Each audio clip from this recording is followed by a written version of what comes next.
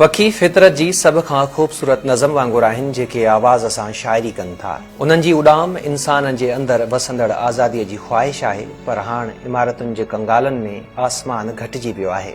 पखियुनि जा पर बि झुरी पिया आहिनि। शहरी ज़िंदगी जे शोर में न मोर जे नाच लाइ जाइ बची आहे, न कबूतर जे साह लाइ हवा। इन्हनि जे ॿोलियुनि खे ॿार त ॼाणनि था, पर बालिग़ विसारे वेठा आहिनि त सुख असुल उन्हनि आवाज़नि में हो। शायदि इन लाइ ई शाह साईं फरमायो हो त पसो पखीअड़नि माण्हा मेठ घणो।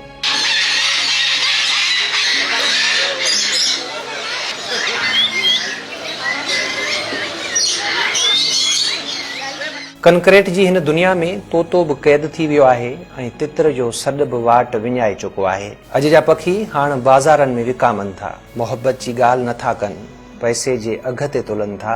जंहिं फितरत खे कॾहिं इबादत सम्झो वेंदो हो, अॼु उन जे साह में बि मफ़ाद जो ज़हर शामिल आहे। तंहिं हूंदे बि कुझु दिलियूं अञा ज़िंदा आहिनि जेके पखियुनि जे अखियुनि में साभियां ॻोल्हिनि थियूं, छो त पखी न रुॻो फितरत जा सफ़ीर, पर इंसानियत जी विसरियल हिस जा यादि ॾियारींदड़ बि आहिनि।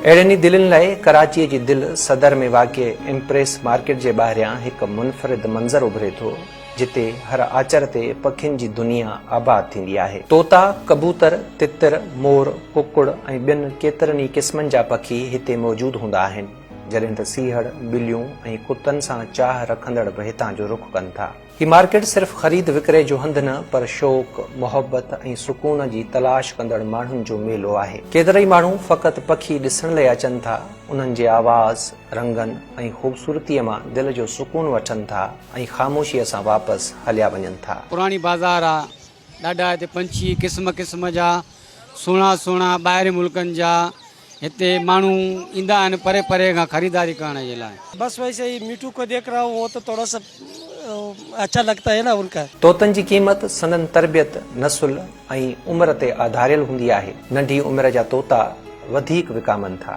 छो त अरिड़हनि महीननि जे अंदरि तोतो ॻाल्हाइण सिखे थो। जेतिरो तोतो नंढो, ओतिरो जल्द तव्हांजा लफ़्ज़ वरजाईंदो। ऑस्ट्रेलियन तोता ख़ासि तौर ते घणा विकामनि था, छो त उहे ख़ूबसूरत बि आहिनि ऐं जल्दी उनसियत पैदा कनि था। देखें, ये आपकी मतलब वो कहते हैं ना कि मतलब तरबियत के हिसाब से आप मतलब बच्चा लेते हैं 4-5 महीने में वो हल्का हल्का बोलना, सीटियाँ मारना स्टार्ट हो जाता है। बस मोहब्बत इंसाननि में न आहे, पखियुनि में मोहब्बत आहे, इन करे हिननि सां मोहब्बत था कयूं। कहिड़ी मोहब्बत ॾींदा आहिनि? बसि इहो ई आहे, हिननि खे ॾिसी दिलि खे ख़ुशि रखंदा आहियूं।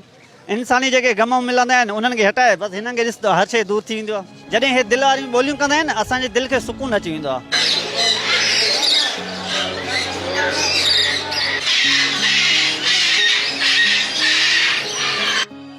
कुझु वक़्तु अॻु झंग मां पखी पकड़े आंदा वेंदा हुआ, पर हाणे हुकूमत तरफ़ां कुझु क़िस्मनि जे शिकार ते पाबंदियूं लॻायूं वियूं आहिनि। इन करे मार्केट में लोकल ब्रीडिंग जो रुझान वधी वियो आहे। इन ख़ूबसूरतीअ जे विच में हिकु ॻणती पखियुनि जी सिहत बाबति बि आहे।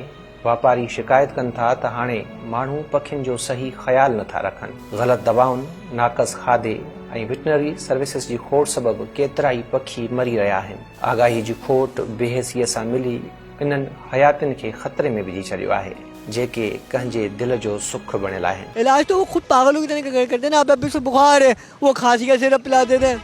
अभी मिसाल, अभी एक जानने वाले को तोता मार दिया। उसने कैसे मार दिया? बुखार, वो सुस्त हुआ है, बुखार की हरारत पैदा हुई हुई अंदर, उसको खांसी का वो कड़कड़ कर रहा है, खांसी का सिरप पिला दिया। अबे बुखार का सिरप पिलाओ ना।